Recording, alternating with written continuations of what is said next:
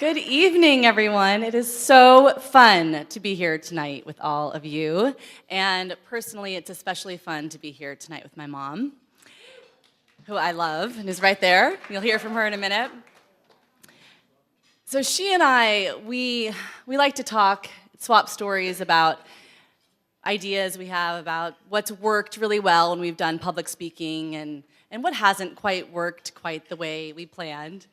And she told me once about giving this lecture at a college in the Midwest and thinking she had just the perfect joke to start the speech.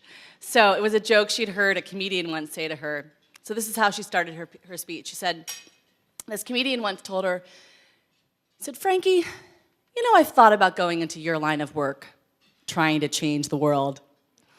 But I decided against it. I mean, you can go for weeks and not see any change at all."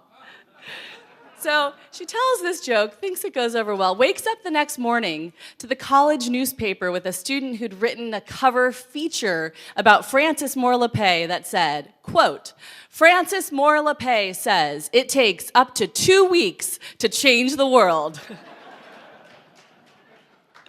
So, yes, it's true. The kind of change we're trying to achieve here at the Rainforest Action Network, it can take, it sometimes does take 2 weeks, sometimes a little bit longer.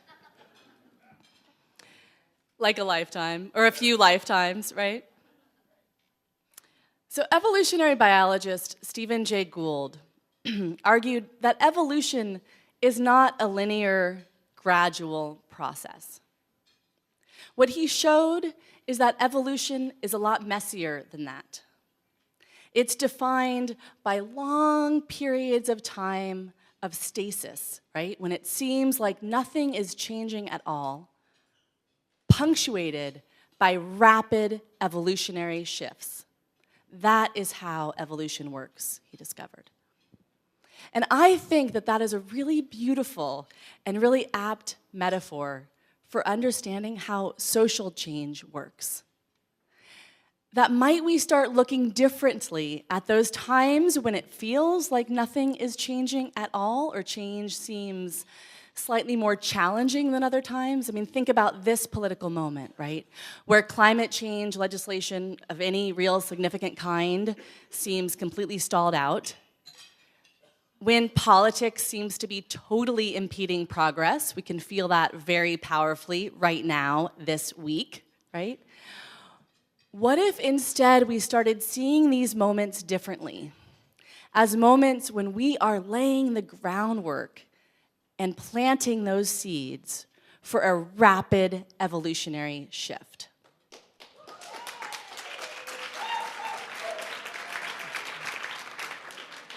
And I can tell you, 6 years ago, when I first started researching the connections between food and climate change, and first started truly understanding how deep those connections are, and that our food system, from seed to plate to landfill, contributes about 1/3 of all greenhouse gas emissions, virtually no one was making those connections. Virtually no one except Rainforest Action Network.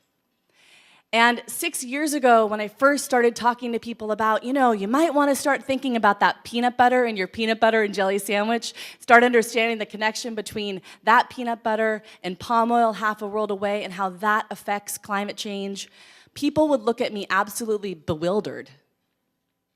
And 6 years ago, when we would dare to suggest that it was time that we put agribusiness companies like ADM and Cargill into the very same conversation as Chevron and BP and ExxonMobil, people's eyes would glaze over. And all of that has changed. And I credit so much of that change to this group of people here tonight.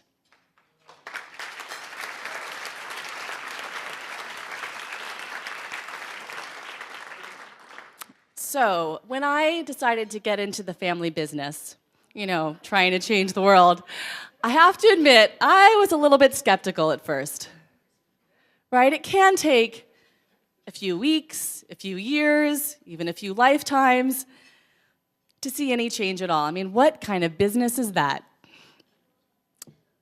But what we know is that progress, like evolution, can surprise us.